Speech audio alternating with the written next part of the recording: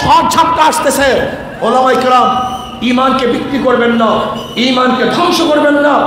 আমাদের আকাবের আসলাফরা যেই নীতি আদর্শ অনুযায়ী নিজেকে চালিয়েছেন, সেই নীতি আদর্শকে সামান্য ক্ষমতার কারণে, সামান্য স্বার্থের কারণে ভুলুণ্ঠিত করবেন না।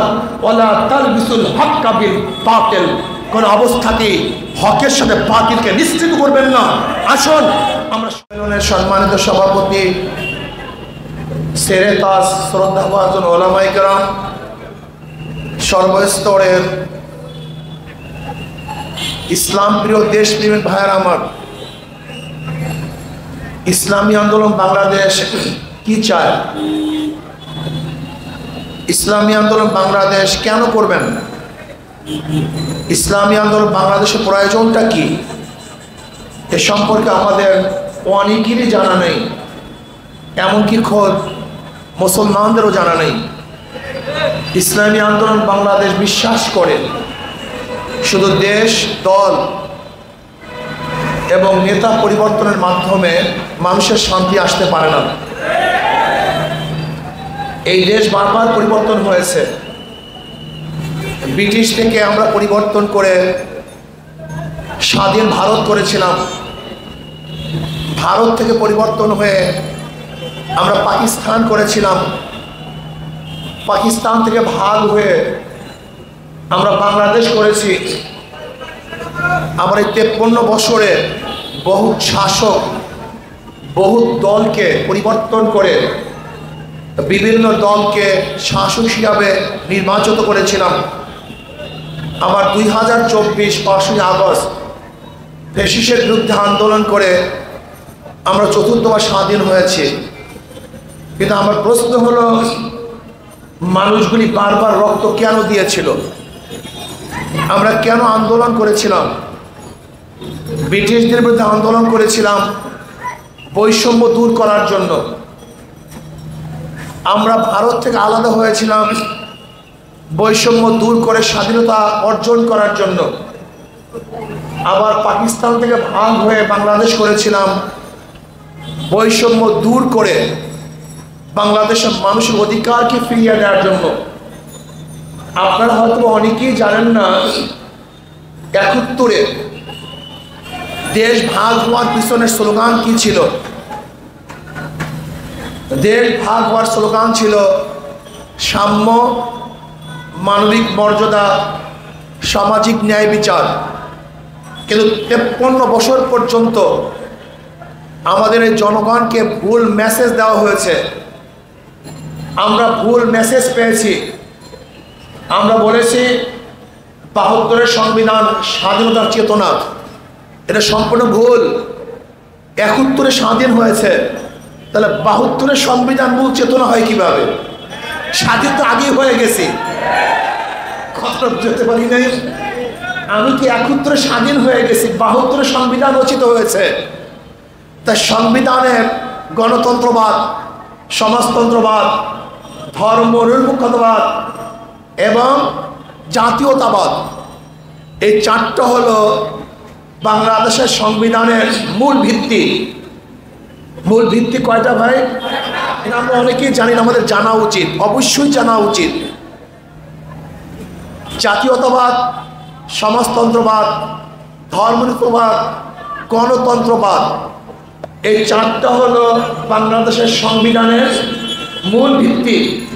অথচ আপনারা জানেনই না, ভারতের সংবিধানের 4টা মূল ভিত্তি আছে। কয়টা মূল ভিত্তি? ভারতের সংবিধানের মূল ভিত্তি 4টা: গণতন্ত্রবাদ, সমাজতন্ত্রবাদ, ধর্মনিরপেক্ষতাবাদ, জাতীয়তাবাদ। তা আমাকে এই প্রশ্নের জবাব দেন, ভারতের সংবিধানের মূল 4 নীতি আমাদের দেশের সংবিধানের মূল 4 নীতি হয় কিভাবে? আপনারা অনেকেই জানেন না আসলে কোথার পানি কোথায় গড়িয়েছে, এই বাংলাদেশের মানুষ অনেকেই জানে না। আসলে ভারতের চাপে আমাদের সংবিধানের মূল 4 নীতি ওরা চাপিয়ে দিতে বাধ্য করেছে। এটা আমাদের মূল নীতি হতে পারে না, মনে রাখতে হবে। এই 53 বছর সংখ্যাগরিষ্ঠ মুসলমানদের দিকে তাকিয়ে কোনো আইন করা হয়নি।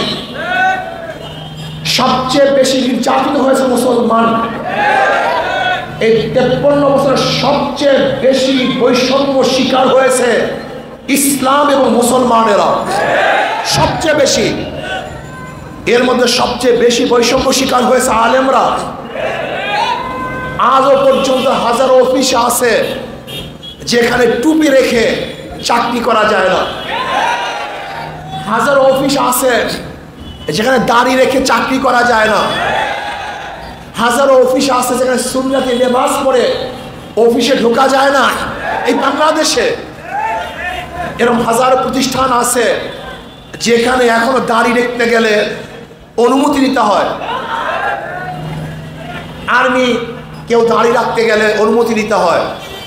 পুলিশ ডিপার্টমেন্টে দাড়ি রাখতে গেলেই সন্দেহ চোখে দেখে। এমনকি জানেন না বিগত 16 বৎসরে কোন ব্যক্তি ফজরের নামাজ আদায় করে তার পিছনে গোয়েন্দা লাগতো।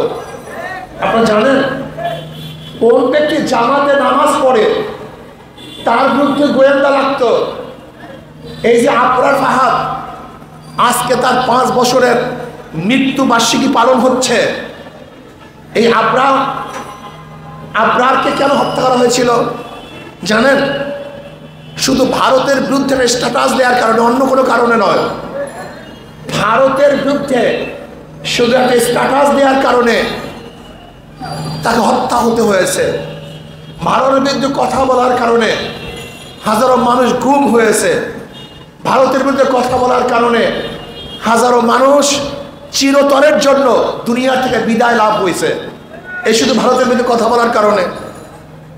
আজকে ওলামাদের কোনো সম্মান ইজ্জত নাই, বিশ্বাস করেন অথবা নাই করেন।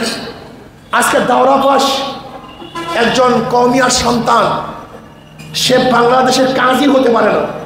কাজী যেটা মাসালার প্রয়োজন, অথচ দাওরা ফারেক হবে, বাংলাদেশের নেকা পড়াতে সে পারবে না, কাজী হতে পারবে না। এসে বড় বৈষম্য কি হতে পারে বলেন তো? আপনি কি জানেন এরকম ইউনিভার্সিটি হাজারো সাবজেক্ট আছে যেখানে মাদ্রাসার ছেলেরা সেই সাবজেক্টে ভর্তি হতে পারে না? আপনি কি জানেন আজকে কওমিয়া সন্তানরা বিসিএস পরীক্ষায় অ্যাটেন্ড করতে পারে না? আজকে কওমিয়া সন্তানরা পুলিশ, আর্মি, মিলিটারি, বিভিন্ন প্রশাসনে অংশগ্রহণ করতে পারে না। এটা কি বৈষম্য নয়? আজকে ইসলামের দিকে লক্ষ্য করে কোনো আইনই পাশ করা হয় না, অথচ 92% মুসলমান। এই 92% মুসলমানদের দেশে তো মুসলমানের দিকে লক্ষ্য করে আইন পাশ করা উচিত ছিল, কিন্তু করে নেই, আজও করে নেই। আমরা কি দেখতেছি? ভেবেছিলাম বৈষম্য বিরোধী আন্দোলন করে সাকসেস হলে বৈষম্য দূর হয়ে যাবে, কিন্তু 5ই আগস্টের পরে আমাদের সাথে সেই বৈষম্য চলতেছে। আজকে শিক্ষা ডিপার্টমেন্ট সংস্কারের জন্য যাদেরকে নেওয়া হয়েছে, একজনই মাটির মানুষের সাথে চিন্তা ভাবনার সাথে সম্পর্ক রাখে না, তাদেরকে শিক্ষা সংস্কারে নেওয়া হয়েছে। আজকে সংবিধান সংস্কারের জন্য যাদেরকে নেওয়া হয়েছে তারা এসে দেশের মানুষের নারী বুঝে না, এদেশের মানুষের সাথে চিন্তা চেতনার সাথে সম্পৃক্ত নাই, তাদেরকে সংবিধান সংস্কারের জন্য সদস্য হিসেবে নিযুক্ত করা হয়েছে। আমি বর্তমান অন্তর্বর্তীকালীন সরকারকে বলবো, যতগুলি সংস্কারের জায়গা আছে প্রত্যেকটা সংস্কারের জায়গায় বিজ্ঞ আলেম নিতে হবে। এদেশের মাটি ও মানুষের সাথে যাদের সম্পৃক্ততা তাদেরকে অন্তর্ভুক্ত করতে হবে। আজকে মানুষগুলির সম্পর্ক কাদের সাথে? ওলামাদের সাথে। লক্ষ লক্ষ মানুষ জুমার দিনে কাদের বয়ান শুনে? আলেমদের বয়ান শুনে। লক্ষ লক্ষ মানুষ কাদের কি ইমাম মানে? আলেমদের কি ইমাম মানে? এদেশের প্রত্যেকটা মুসলমান যার প্রতি ইমান আছে তার আলেম কি ইমাম মানে, অন্য কাউকে ইমান মানে না। তার আলেম কি ইমাম মানে। অথচ আলেমদেরকে বাদ দিয়ে আপনি বাংলাদেশের সংস্কার করবেন, এটা সংস্কার হবে না, বরং বৈষম্য হবে। আবার মানুষ আন্দোলন করবে। সংগ্রাম করবে। বৈষম্য বিরোধী আন্দোলন করেছিলাম, যেখানে শ্রমিকদের মধ্যে বৈষম্য থাকবে না, পুরুষের মধ্যে বৈষম্য থাকবে না, মহিলাদের মধ্যে বৈষম্য থাকবে না, ঋষি কামার চামারদের মধ্যে বৈষম্য থাকবে না, ওলামায়ে কেরাম সাধারণ মানুষের মধ্যে বৈষম্য থাকবে না। বাংলাদেশের প্রত্যেকটা নাগরিক তার অধিকার পাবে। কিন্তু আজকেও যদি শ্রমিকরা তাদের দাবি আদায়ের জন্য আন্দোলন করে, সংগ্রাম করে, রক্ত দেয়, জীবন দেয়, তাহলে বৈষম্য দূর হয় নাই। আজকে শ্রমিক সেক্টরকে নষ্ট করার জন্য চক্রান্ত চলতেছে, গার্মেন্টস ফ্যাক্টরিকে ধ্বংস করার চক্রান্ত চলতেছে, আজকে মিল ইন্ডাস্ট্রিজকে বন্ধ করার চক্রান্ত চলতেছে। আজকে সব জায়গায় বৈষম্য। আমাদের বাংলাদেশের পাহাড়ি ছাত্ররা 40 বছর বয়সেও চাকরির জন্য আবেদন করতে পারবে, কিন্তু আমাদের বাংলাদেশের সাধারণ নাগরিক চাকরির জন্য মাত্র 30 বছরের পরে তারা আবেদন করতে পারবে না। আজকে মুক্তিযোদ্ধা কোঠায় 32 বছরে তারা চাকরির জন্য আবেদন করতে পারবে, আর সাধারণ ছাত্ররা 30 বছর পার হলেই তারা চাকরির আবেদন করতে পারবে না। এটা কি বৈষম্য নয়? এটা অবশ্যই বৈষম্য। আমরা চাই চাকরির আবেদনের জন্য 35 থেকে 40 বছর করা হোক। সবাই রাজি আছেন না? ইনশাআল্লাহ কে রাজি আছে? আল্লাহু আকবার, হাত তুলে বাস আলহামদুলিল্লাহ। আমরা বৈষম্য দূর করতে চাই। আমরা চাই শ্রমিকদের বেতনের বৈষম্য দূর করা হোক। একই অফিসের মধ্যে একজন ম্যানেজার, ডাইরেক্টর, বড় অফিসারের বেতন এবং সাধারণ একজন শ্রমিকের বেতনের পার্থক্য এত বেশি যা সহ্য করার মতো না। উভয় পরিবার আছে, ওই বড়লোক বড় অফিসারের যে পরিবার, একজন শ্রমিকের তো একই পরিবার, তারও যে ক্ষুধা, শ্রমিকের একই ক্ষুধা, তারও যে প্রয়োজন ওই শ্রমিকের একই প্রয়োজন। আমি এই কথা বলবো না সমান করে দেন, কিন্তু আমি এই কথা অবশ্যই বলবো, একজন শ্রমিক তার পরিবারকে নিয়ে সুন্দর স্বাচ্ছন্দ্যে যেন জীবন যাপন করতে পারে সেই বেতন নির্ধারণ করা হোক। আমি এই কথা অবশ্যই বলবো, আমার দোকানদার ভাইয়েরা তারা ব্যবসা করবে যেন তারা চাঁদাবাজের কবলে না পড়ে, তারা সুন্দর মতো ব্যবসা করবে। কিসের চাঁদাবাজ? আমি এই কথা অবশ্যই বলবো, একজন জমির মালিক তার নিজস্ব জমিতে বিল্ডিং তুলবে, সেখানে চাঁদাবাজ আসবে কেন? চাঁদাবাজের কাজটা কি? আমি অবশ্যই বলবো, আজকে আমার ড্রাইভার ভাইয়েরা গাড়ি চালাবে, সেখানে চাঁদার প্রয়োজন কেন?